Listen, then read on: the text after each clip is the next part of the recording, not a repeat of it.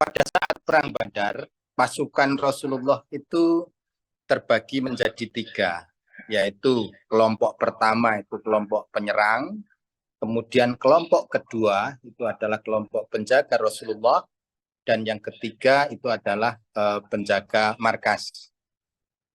Begitu perang usai dan menang, ketika kelompok ini berbeda pendapat tentang pembagian harta rampasan perang, karena masing-masing merasa lebih berperan, baik kelompok satu, kelompok dua, ataupun kelompok ketiga. Ketika kelompok ini menginginkan bagian yang lebih besar, karena kembali lagi menurut asumsinya bahwa akulah yang lebih berperan. Dan dijelaskan bahwa harta rampasan perang itu ada dua macam. Yang pertama itu adalah ghanimah, yaitu harta rampasan perang yang didapatkan dari hasil peperangan, dan kemudian adalah fai, itu adalah harta rampasan juga tapi yang didapatkan tanpa ada peperangan.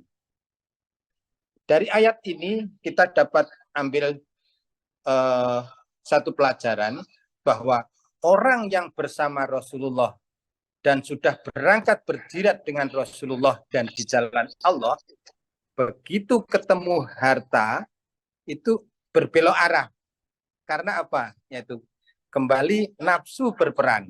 Maka dari itu Gus Glory mengajak dan menggambarkan saat itu bahwa pisau itu sangat berbahaya dan pisau itu bermanfaat tergantung siapa yang pegang. Makanya yang poin berikutnya kembali bahwa orang awalnya itu niatnya baik, niatnya bersama Rasulullah, dan niatnya itu karena Allah, tapi begitu ada di depannya itu kelihatan harta, berbeda. Kemudian ayat berikutnya tentang orang yang beriman.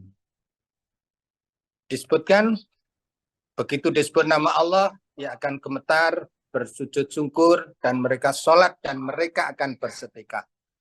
Mereka inilah orang-orang yang beriman, yang mereka mendapat derajat lebih tinggi di sisi Allah.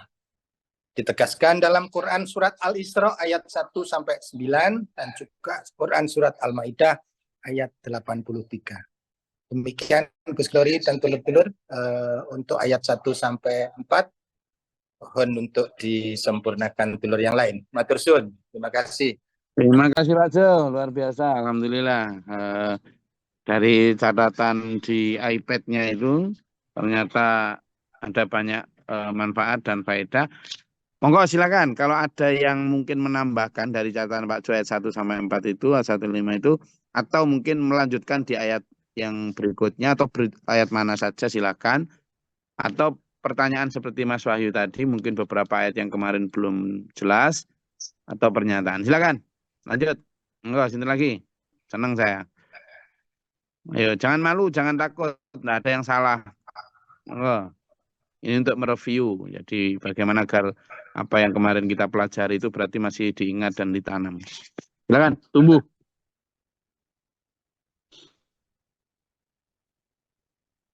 Ayo, enggak.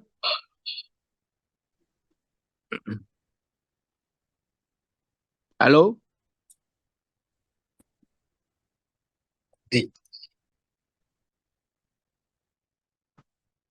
Bismillah. Izin Gus. Silakan. Assalamualaikum warahmatullahi wabarakatuh. Sedulur saya yang ada yang nyantol pada saya, insya Allah mudah-mudahan ini benar adanya. Saya akan menyampaikan An-Anfal 30-33 tentang anggapan orang kafir bahwa menganggap Al-Quran itu adalah hanya dongeng dari orang-orang terdahulu.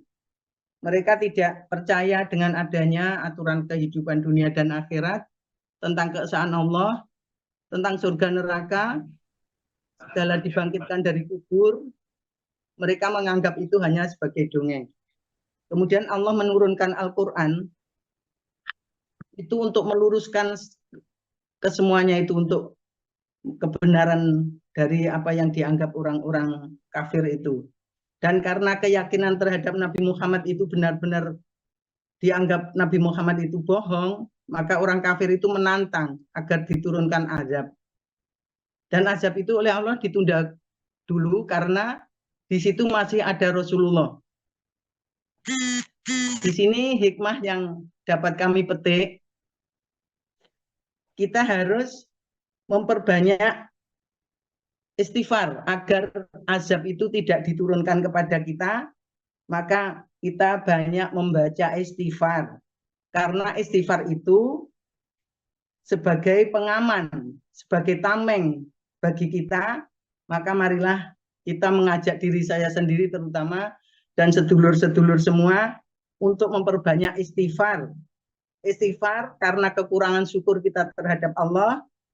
Segala sesuatu yang Allah berikan kepada kita mungkin kita banyak lupanya, kurang syukur. Kemudian istighfar karena kita banyak salah. Setiap hari kita mempunyai kesalahan dan banyak tidak kita sadari kesalahan kita kepada sesama, terhadap hewan, tumbuhan, makhluk yang diciptakan Allah, karena kita kurang mensyukuri segala nikmat yang diberikan kepada Allah kepada kita. Dan yang paling mendalam, jika kita mempunyai kesalahan terhadap sesama dan kita memohon maaf, mohon ampun, itu harus kita jelaskan, kita ceritakan apa kesalahan yang telah kita perbuat dan benar-benar mereka mau memaafkan. Mungkin itu Gus yang dapat nyantol di pikiran saya. Banyak salah, mohon maaf. Terima kasih. Wassalamualaikum warahmatullahi wabarakatuh. Enggak, tadi ayat beberapa tadi bisa dilanjut lagi. Silakan. Nah, saya lihat dulur-dulur banyak yang mencatat juga kok, terutama yang tua-tua.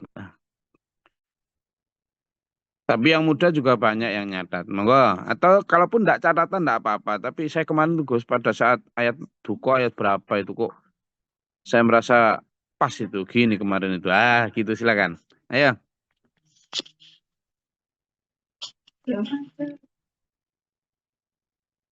Silakan. Assalamualaikum Gus. Izin Monggo. ayat 23 sampai 26. Abu Jahal pernah meminta doa kepada Allah untuk kemenangan, sedangkan Abu Jahal seorang pimpinan dari orang kafir. Pada dalam suatu hadis menyatakan bahwa Abu Jahal pernah berdoa bergantung di pintu Ka'bah karena menyatakan siapapun yang memutuskan tali silaturahmi binasahkanlah dia ya Allah. Sementara kesimpulan sekaligus pertanyaan di sini Gus, Allah tetap mengijabahkah doa orang kafir sementara yang dibinasakan itu dia karena memutuskan silaturahmi, apakah Allah mengijabah doanya Abu Jahal pada saat itu? Terima kasih Gus. Assalamualaikum. Jadi alhamdulillah, terima kasih Bu Kumala. Jadi pertanyaan itu memang ini pertanyaan cerdas ini. Apakah waktu itu doa dari Abu Jahal diijabah? Jadi gini ya, Allah itu punya dua sifat ya, Ar-Rahman, Ar-Rahim. Ar-Rahman itu kasih sayang yang diberikan kepada seluruh makhluknya. Seluruh makhluknya. Ketika misalnya taruhlah ya, harimau berdoa, lapar gitu. Harimau berdoa nih, ya Allah berilah aku makanan gitu. Nah maka nyari kan jelas nyari ya kijang, ya kancil kan gitu. Nah kemudian si kancil ini berdoa juga, ya Allah selamatkanlah aku hari ini kan gitu. Nah itu dua-duanya dikabulkan. Tapi kemudian kembalinya kebantung kepada ikhtiarnya. Kalau harimau tadi misalnya berdoa, ya Allah berikan aku makan, tapi ya dia di gua aja nggak ngapa-ngapain. Ya yang diselamatkan siapa? Kijang. Dia selamat hari itu nggak kemakan harimau. Nah demikian pula ketika misalnya yang kijang tadi, ya Allah selamatkanlah aku hari ini. Tapi dia malah ngelewer ke deket-deket tempat yang biasanya ada harimaunya. Ya itu namanya doa tapi tanpa ikhtiar. Ya, akhirnya yang dikabulkan ya siapa? Harimau. Dia masuk-masuk gua tiba-tiba dikasih. Lah gitu loh. Loh jadi akhirnya apa? kembali kepada Allah, dawuhnya Allah itu buku mala la in a'udzubillahi minasyaitonir rajim innallaha la yughayyiru ma biqaumin hatta yughayyiru ma bi anfusihim. Sungguhnya Allah itu tidak akan merubah nasib satu kaum kecuali kaum itu berubah sendiri, merubahnya sendiri. Merubah sendiri apa ya? Dua, dengan berdoa kepada Allah dan dengan berikhtiar. Nah, ketika Abu Jahal itu berdoa kepada Allah seperti itu, ya itu dikabulkan sama Allah. Dikabulkan. Kalau dia ikhtiar, buktinya apa? Pada saat perang Uhud menang kok mereka. Menang mereka. Gitu. Berarti kan ya dikabulkan juga pada saat itu. Siapa? Sahabatnya Nabi dilewer. Padahal saat itu Nabi Muhammad juga berdoa, tapi sahabatnya yang dilewer. Dilewer gimana? Tidak sesuai dengan perintah Rasulullah untuk tetap berada di atas gunung. Tapi tergoda untuk mengambil barang rampasan perang yang di bawah. Lah gitu loh. Jadi Allah juga ngabulkan, cuma jangan dilewer kamu gitu loh. Jadi Allah itu mengabulkan kita, itu harus pengen lihat effort kita juga. Gitu. Nah, begitu orang-orang kafir itu jumawa sombong pada saat perang Tabuk, mungkin Abu Jahal juga berdoa lagi, tapi dia sombong, menganggap bahwa pasukannya pasti bisa ngalahkan dan sebagainya. Nah, saat itu Rasulullah Muhammad SAW hanya 313 orang. Maka doanya tentu tulus banget, semangatnya kuat banget, dikasih Allah kemenangan. Sehingga wa iyyadna gitu. Kami kuatkan mereka. Dengan apa? Dengan junudul lam tarawnaha. Dengan pasukan yang mereka nggak bisa lihat. Itu. Sehingga kemenangan itu dikabulkan oleh Allah juga. Nah, ar-Rahmannya Allah itu diberikan kepada semua makhluk. Termasuk ya binatang, hewan, tumbuhan. Nah, tetapi ar-Rahimnya Allah, yakni kasih sayang Allah di akhirat, ya itu hanya diberikan orang yang dulu benar-benar mengikuti aturannya Allah, orang-orang beriman itu, gitu loh. Nah ini yang membedakan, sehingga demikian pula orang beriman ketika kemudian kalau nggak salah di perang Hunain itu membanggakan jumlahnya karena jauh lebih banyak, dikasih ujian sama Allah, dikasih kekalahan di tahap pertama itu. Kocar kacir nggak karuan. Untungnya Allah kemudian Nabi Muhammad berdoa lagi, lalu kemudian diberi kemenangan lagi. Jadi begitu itu sistem keadilannya Allah. Sehingga ketika misalnya si Elon Musk yang tidak percaya Tuhan, tapi dia kerja keras beneran, bener gitu, ya dikasih sama Allah jadi orang paling kaya di muka bumi, gitulah. Itu. Jadi tidak ada urusannya dengan beriman atau tidak beriman ketika persoalan dunia itu Allah berikan secara adil. Gitu Bu Kumala. Oke Gus, terima kasih. Oke. Ada lagi? Ayo silakan yang mau mereview ayat berapa. Saya kemarin dapat ayat ini bagus tadi, diberi contoh tadi Bu Kumala tadi. Silakan. Amin. Silakan. Bismillahirrahmanirrahim. Assalamualaikum warahmatullahi wabarakatuh. Penjelasan Quran Surat Al-Anfal ayat 19 sampai dengan 22, catatan tanggal 21 November.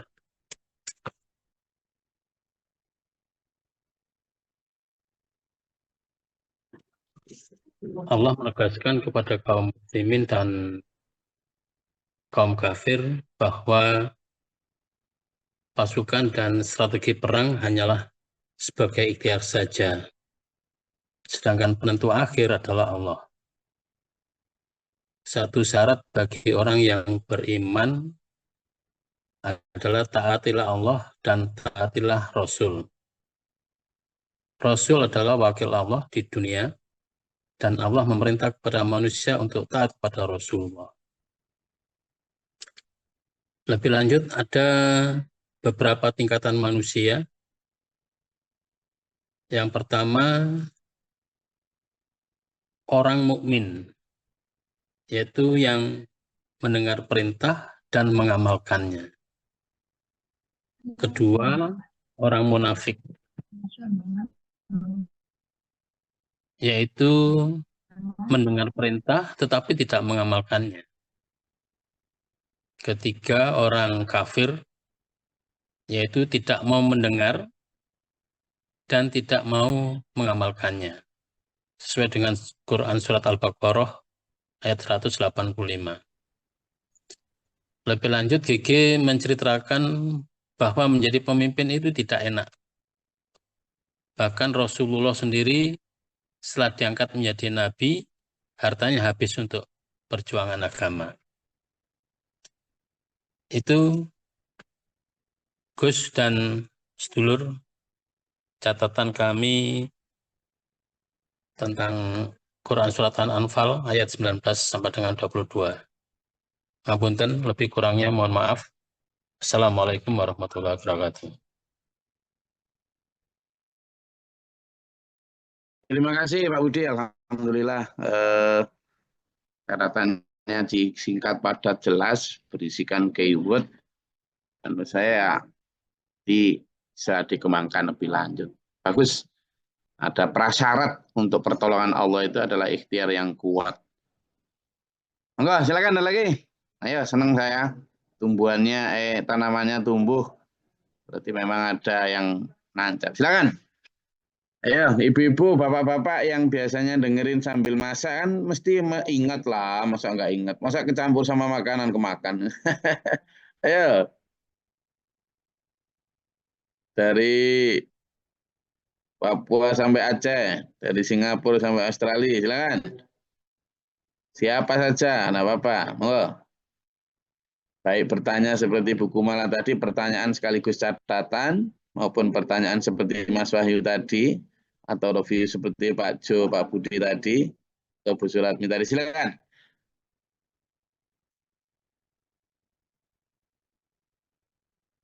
Biar hangat rintik-rintik hujan ini. Maka kita dengerin bersama. Gantian, jadi sampean yang sekarang menjelaskan ayat-ayat tadi. Gitu. Silakan.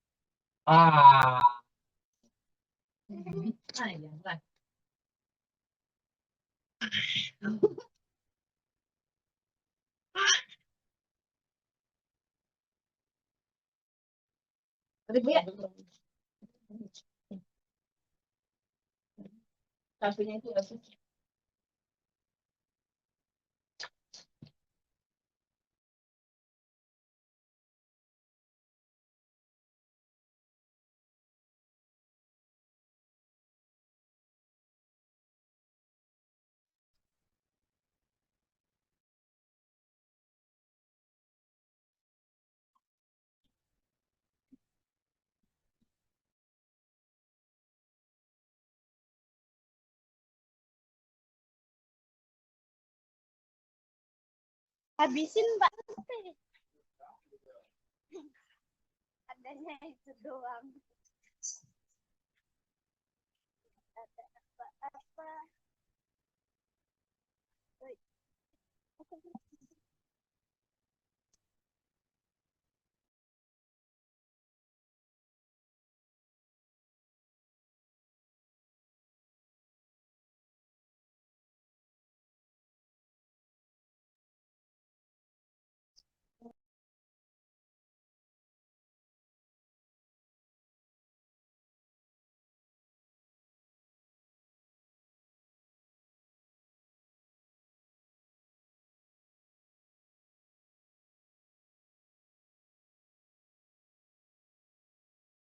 Monggo, ayo siapa? Loh, kok pandek? Ayo, siapa aja? Silakan. Tak tinggal ke kamar mandi tadi. Monggo, biar saya itu semangat gitu loh. Berarti yang kayak gini maco gitu. Ayo, Bujangro, Sidoarjo, Malang, Maluku Selatan, Jambi, Lampung, Lombok, Kalimantan. Kalimantan belum ada suaranya juga tuh.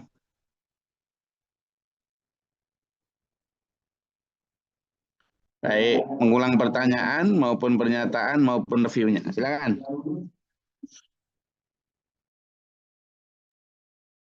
Izin Gus, Silakan. yang teringat di ingatan saya adalah tentang gonima atau harta rampasan, bahwa pembagian harta rampasan itu 1/5 adalah untuk Rasul dan Rasul beserta kerabatnya, fakir miskin, dan Ibnu Sabil. Kemudian yang 4/5-nya dibagi kepada orang-orang yang ikut berperang. Demikian yang bisa saya ingat. Matur suwun.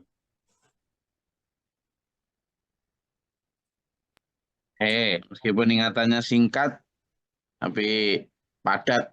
Oke, silakan Pak Idul. Mau nyampaikan apa? Ayat berapa, ayat mana? Atau bapak-bapak yang lain? Pak Ita. Siapa saya silakan.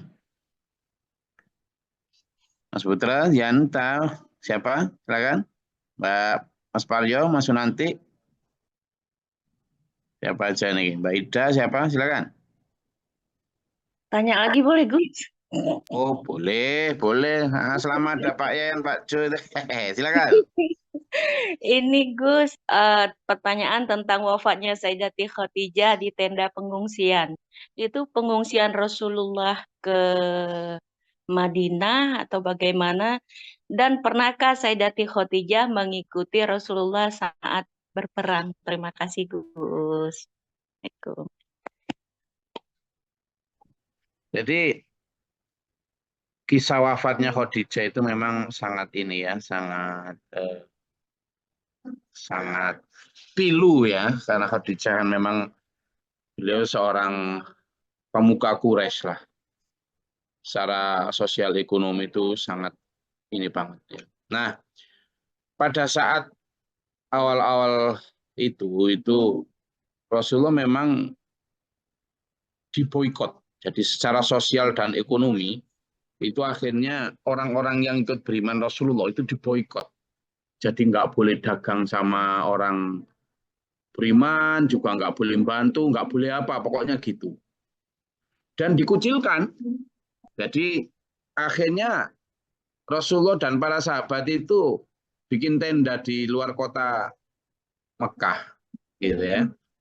Itu hampir 3 tahun itu.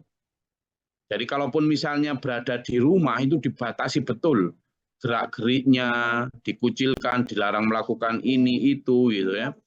Nah, sementara Ibu Khadijah waktu itu kan sudah hampir 60 ya. Karena menikah dengan Rasulullah kan umur 40. Lalu Rasulullah mendapatkan wahyu itu kan umur 40 sehingga 15 tahun kemudian. Berarti Ibu Khadijah itu sudah umur 55. Nah, di umur 55 itu baru awal sehingga hampir 10 tahun lebih di kota Mekah itu mendapatkan intimidasi luar biasa. Sehingga di akhir-akhir hayat Ibu Khadijah hampir umur 60 itu kondisi kesehatan beliau makin menurun, badannya makin lemas karena menahan sakit dan juga tekanan batin. Meskipun jadi akhirnya memang Ibu Khadijah ini tetap setia memperjuangkan ke Rasulullah dan Rasulullah juga sangat sayang setia menunggu beliau. Nah, di ajal yang sudah dekat, Ibu Khadijah itu memang harta sisa, harta yang banyak itu dihabiskan untuk membantu ekonomi orang-orang beriman yang di boikot itu sehingga habis terutama untuk beli air itu diceritakan itu. Nah, pada saat itu di akhir hampir akhir periode Mekah itu Ibu Khadijah saat itu umur 65 tahun. 65 tahun Nabi Muhammad umurnya 50 tahun sudah. 10 tahun dari masa kenabian. Nah, pada saat itu kemudian Ibu Khadijah wafat, memang benar-benar di tenda pengungsian. Jadi bukan di periode Madinah, tapi masih di periode Mekah. dan memang wafat di tenda pengungsian, jadi Rasulullah luar biasa sedihnya, luar biasa itu. Karena memang bahkan orang Mekah sendiri yang sebenarnya kafir itu loh merasa sedih sebenarnya. Mereka datang berbondong-bondong untuk memberikan penghormatan ke rumahnya Khadijah atau tendanya Rasulullah itu. Dan Nabi Muhammad sendiri yang menurunkan jasadnya Ibu Khadijah ke liang lahat itu. Nah, sehingga itu tahun ke-10 kenabian. Jadi hampir akan hijrah. Hijrah itu kan tahun ke-11 ke-12 ya. Jadi itu menjadi satu di antara kenapa tahun itu disebut Amul Husni. Husni itu kan tahun kesedihan. Itu. Karena di saat tahun yang sama kalau salah itu Abi Thalib juga kemudian wafat gitu. Jadi ditinggal kalau nggak 3 atau 4 orang-orang terdekat beliau yang wafat. Sehingga di tahun itu juga kemudian kalau nggak salah tahun berikutnya itu Rasulullah dikasih hadiah sama Allah rekreasi Isra Mi'raj itu.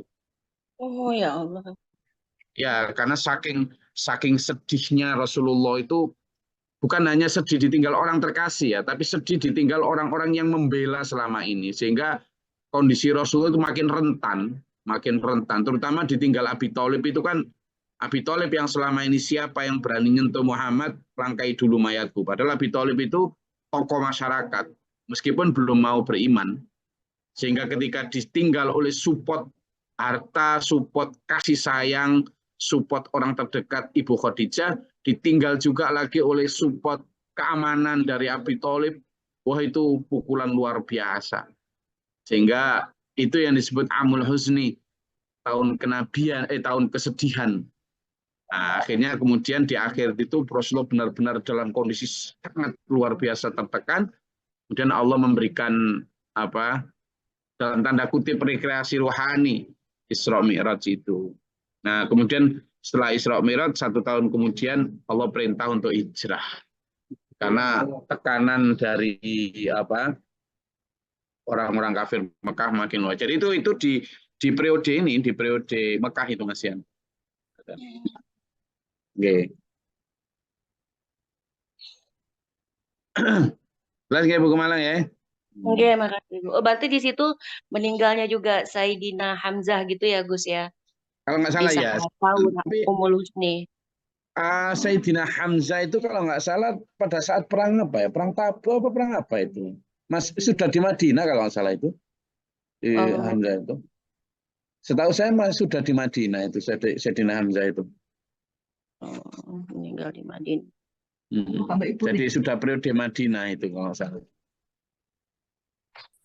Oke Gus, terima kasih Gus. Silakan, ada lagi? Saya mohon maaf off cam ini karena sambil nunggu ibu mau berangkat ke Kufa dan rombongan mau berangkat ke Palembang. Silakan. Ayo, monggo. Ya, izin Gus. Silakan Mas Walaya.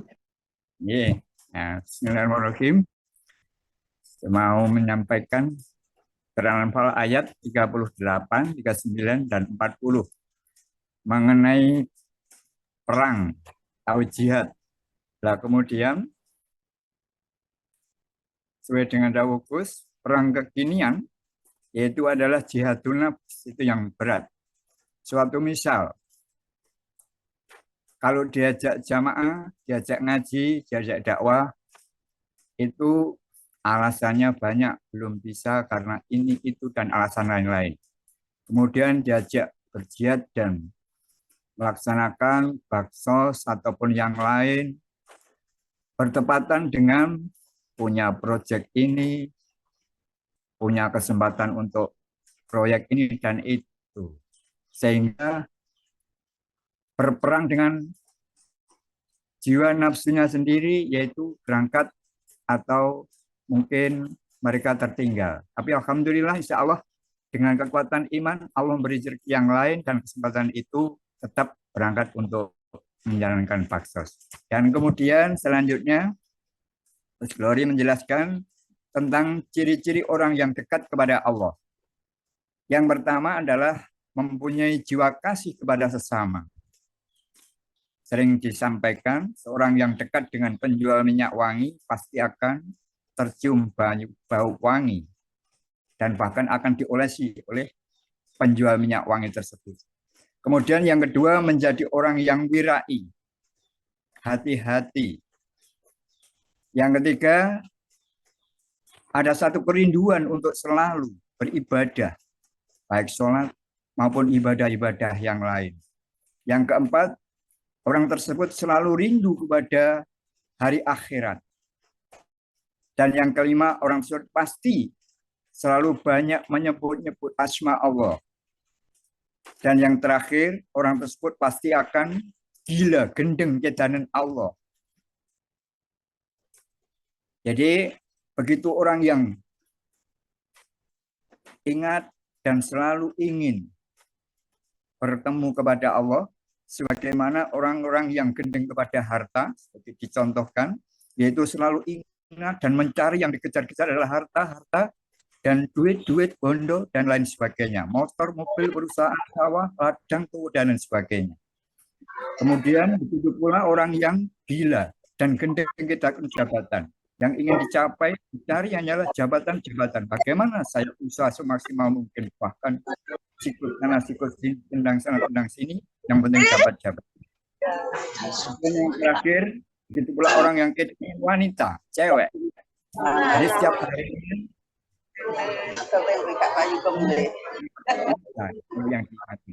nah, demikian dulu yang dapat kami sampaikan. Mohon maaf atas kekurangan, mungkin dulu yang lain bisa menambah. Terima kasih. Assalamualaikum warahmatullahi wabarakatuh.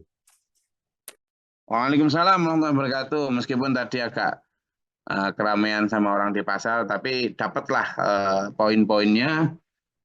Jadi apa yang disampaikan tadi. Mangga, bagus Mas Valia. Masih ada waktu untuk dulur-dulur yang lain untuk menyitir tentang ayat-ayat yang lain, apa yang didapat. Silakan. Ya. Silakan. Siapa tadi, Mbak? Yatumi atau siapa tadi? Nyalain mikrofon. Atau yang lain, monggo silakan.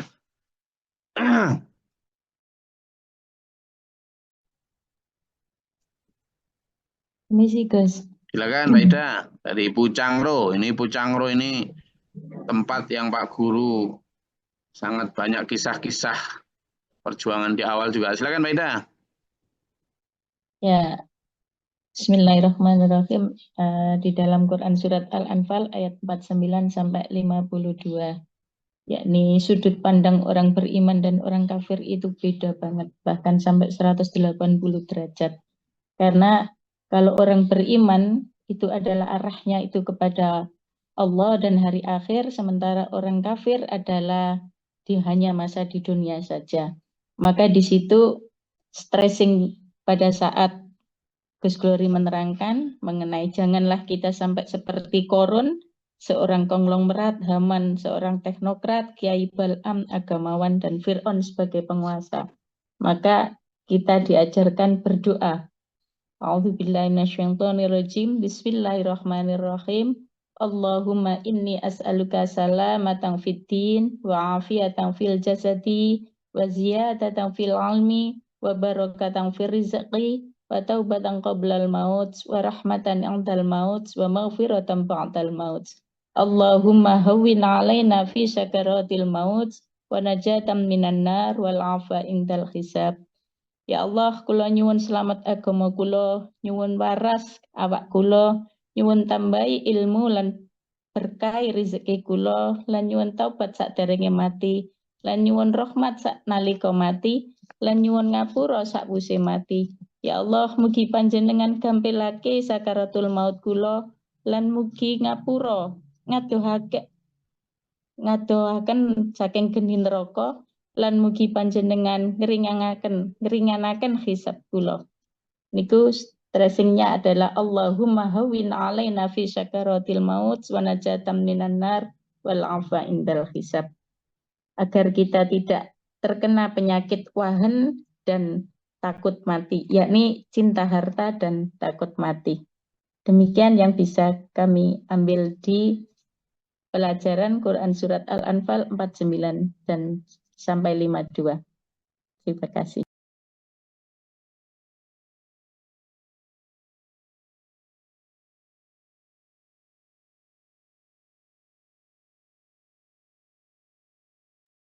Oke, alhamdulillah, terima kasih Mbak Ida memberi penguatan dan penambahan perlengkapan untuk ayat yang disebutkan. Silakan, ada lagi? Nah, gini kan seneng bisa berarti memang tercatat. Boleh loh ya, yang tidak sama dalam catatan yang rapi, tapi kalau niku inget yang kayak tadi misalnya buku Mala tadi atau Mas Wahyu tadi.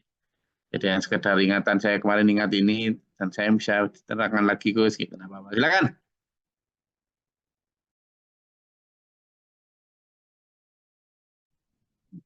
Saya tidak menuntut untuk hafal atau ingat semua keterangan ayat 1 sampai 75, tapi beberapa hal yang poin-poin penting yang mungkin nyantol. Wah, silakan.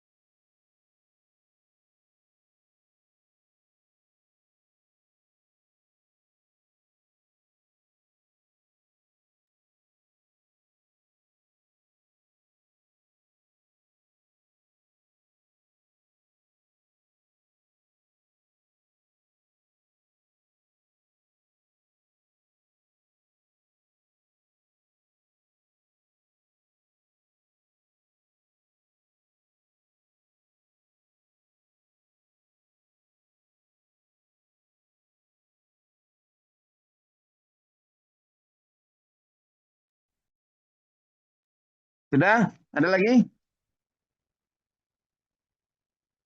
Oke, nggak ada.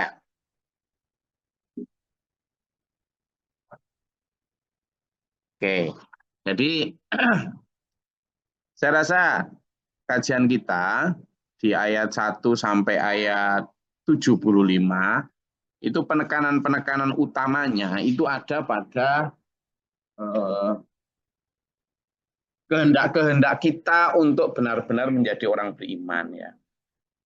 Jadi surat Al-Anfal itu memberi kita sinyal sekaligus petunjuk. Ini loh jadi orang beriman itu. Gini loh. Yang pertama, yang kedua juga kita diarahkan Allah untuk benar-benar berani memilih akhirat, ya kan? Memilih apa yang ditawarkan Allah itu dengan segala konsekuensinya. Jangan takut kata Allah, jangan takut. Musuh-musuh yang kamu hadapi itu baik dalam dirimu sendiri maupun yang kayak di luar kayak menakutkan apa itu sebenarnya enggak. Asalkan kamu sama Allah nanti akan dikuatkan oleh Allah. Makanya saya selalu kata-kata jangan minder, jangan mundur di dalam memperjuangkan kebenaran. Wis lah. Termasuk ketakutan kalau kita mau sedekah takut nanti habis hartanya, kalau kita mau berdakwah nanti takut diskriminasi, dijauhi, takut kalau nanti dibenci. Enggak usah takut daripada dibenci Allah. Gitu kan? Maju di gilas manusia, mundur di gilas Allah. Pilih mana? Kalau kita mundur di gilas Allah, manusia bisa nolong apa? Jangankan di akhirat, di dunia aja tidak bisa nolong mereka. Tapi kalau kita maju, misalnya di gilas manusia, kita masih bisa minta tolong Allah. Baik di dunia maupun di akhirat. Dan Allah sudah jelas kasih janji. In tangsurkum yang surkumullah. Wa yusabbit aqdamakum. Kalau kamu menolong agama Allah, Allah akan menolongmu. Udah janji loh. Mana innallaha la yukhliful mi'ad. Allah tidak akan mengingkari janjinya. Itu sudah janji Allah itu.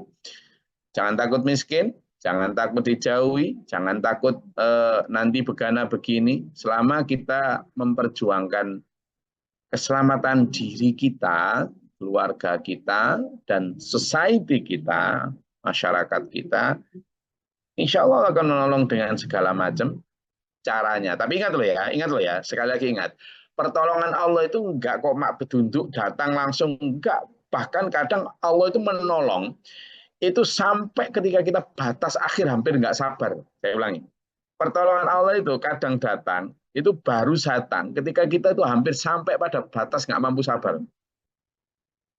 Itu. Nah kalau udah kayak gitu kan berarti kita tuh nggak punya pilihan lain kecuali sabar sampai akhir loh. Dan akhirnya kapan? Ya wafat. Nah, seorang nabi yang sudah ulul azmi yang gitu aja ditolong Allah itu setelah 40 tahun. Setelah sekian puluh tahun gitu. Jadi ukuran kesabaran kita itu mengikuti Rasulullah Muhammad SAW, mengikuti Nabi Isa alaihissalam, mengikuti Nabi Musa alaihissalam, mengikuti Nabi Ibrahim alaihissalam, mengikuti Nabi Nuh alaihissalam, dan seluruh para nabi dan para sahabat itu. Makanya kan kamu kok enak-enak ngomong mau masuk surga, apalagi belum datang keadaan walamma ya'tikum mathalul ladzina khalau min qablikum. Orang-orang sebelum kamu itu ujiannya untuk masuk surga itu masathumul ba'sa wad-dharra wa zulzilu hatta yaqul ar-rasul walladzina amanu ma'ahu, sampai saking beratnya goncangan, cobaan, tantangan, hambatan, diskriminasi, cacian itu. Sampai loh Rasul dan orang beriman di sekitarnya itu menyatakan kapan mata nasrullah, kapan pertolongan Allah datang. Lah kok sekarang orang hanya karena pinter ngaji, pinter ceramah, pinter tafsir sudah, saya itu nggak khawatir belas tentang akhirat itu. Akhirat nanti saya akan baik-baik saja. Allah di dunia ini sayang, nanti di akhirat pasti sayang. Yang bikin hidup saya itu bukan saya. Saya santai aja, saya tetap akan baik-baik saja nanti. Jadi nggak khawatir sama sekali. Padahal Allah loh nyuruh kita khawatir. Kamu kok enak-enak gitu, nggak khawatir belas kan gitu itu. Am hasibtum an tadkhulul jannah itu. Al-Baqarah 214 itu. Kan gitu itu. Atau misalnya Al-Ankabut ayat 2 itu. Kan jelas itu. Kamu kok ahsiban nasu ayutraku ayaqulu amanah. Kok enak manusia ngomong aku udah beriman, wahum la yuftanun, pada belum diuji. Lalu kita lihat sirah nabawiyah. Ternyata sejak para nabi itu nggak ada yang kita nanti baik-baik saja di akhir itu, nggak ada yang gitu. Diuji dengan segala macam tadi itu. Para nabi loh ya. Lah kok kita cuma Gus misalnya. Gus Glory, Gus Tatsongko, Gus Pujianto. Siapa lagi yang mau dipanggil Gus? Sekarang kan nggak kiai, anak kiai pun mau enak aja dipanggil Gus. Gus siapa yo? Lah kok terus enak-enak? Pokoknya kita mesti masuk surga. Siapa itu? Pemilik kunci surga itu bukan kita. Siapa? Allah. Nah sekarang kita itu loh enak, sudah dikasih kunci surga sama Allah. Siapa yang ngasih? Nah kita sudah syahadat. Iya. Kalau syahadat sampean itu berimbas pada perilaku. Kalau cuma pada lafal, orang-orang musyrik juga bisa syahadat. Apakah mereka pasti masuk surganya dengan syahadat? Nggak bisa. Nggak bisa. Apalagi syahadatnya hanya sebagai olok-olok maupun hanya sebagai ya ucapan yang biasa. Para artis lah banyak yang berperan sebagai muslim. Ya sholat, yang ngaji. Padahal non-muslim. Masuk surga. Ya dalam kaidah kita ya enggak lah. Gitu kan. Jadi itu nanti untuk menguatkan kita biar kita enggak seperti surat Al-Kahfi 103-104 yang merasa sudah baik padahal belum baik. Nah kalau merasa baik belum baik tapi taunya belum baik itu sekarang kita masih ada kesempatan perbaikan dan taubat. Tapi kalau baru tahu bahwa belum baik, dulunya merasa baik tapi ternyata belum baik setelah dikubur. Nah itu ciri orang kafir, orang bodoh, bahwa dia tahu kekurangan pribadi setelah dikubur. Nggak ada kesempatan, tinggal penyesalan dan siksa. Tapi kalau orang beriman berpikir atau pintar, itu tahu kesalahan sebelum mati, sehingga ada kesempatan taubat dan perbaikan. Semoga kita digolongkan oleh Allah pada orang-orang yang pintar dan beriman, sehingga mengetahui kesalahan sebelum mati, mengetahui kekurangan sebelum dikubur, sehingga ada kesempatan untuk taubat dan perbaikan. Surat Al-Anfal memberikan kita banyak pelajaran. Semoga kita digolongkan sebagai orang-orang yang terakhir tadi, walladzina amanu walladzina jahadu walladzina hajaru walladzina awau wa nasaru. Dan orang-orang yang beriman, orang-orang yang berhijrah, orang-orang yang berjihad, orang-orang yang memberi tempat, orang-orang yang menolong nama Allah, sehingga kita ditolong Allah dunia akhirat kita, di dunia wal akhirah wa husnul khatimah. Amin. Allahumma shalli wa sallim barik. Allahumma fil mu'minin wa la muslimin barahmat. Allahumma atina fi man ataita wa afina fi ma fa'ita wa lana fi man tawalla. Barik lana fi ma ataita wa qina syarra ma qadaita. Astaghfiruka wa atubu ilaika wa sallallahu alaihi wasallam. Allahumma ta'afana bala wal waba qad istinna. Rabbana wa la ta'alna fi qawmi dhalimin wa la ta'ala. Rabbana man afattubna ma syahidin rabbana la tuzigh qulubana ba'da idh hadaytana. Rabbana hab lana wa hab lana wa lana fansana wa innaka antal muslimun.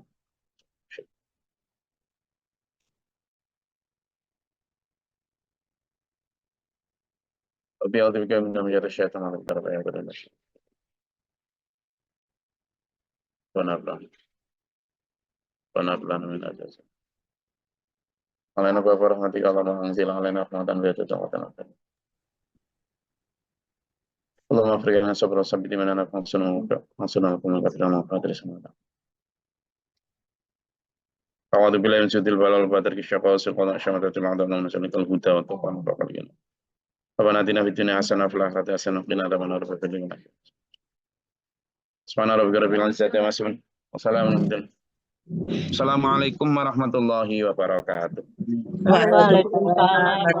Allahumma arhamna bil Qur'an waj'alhu lana imama.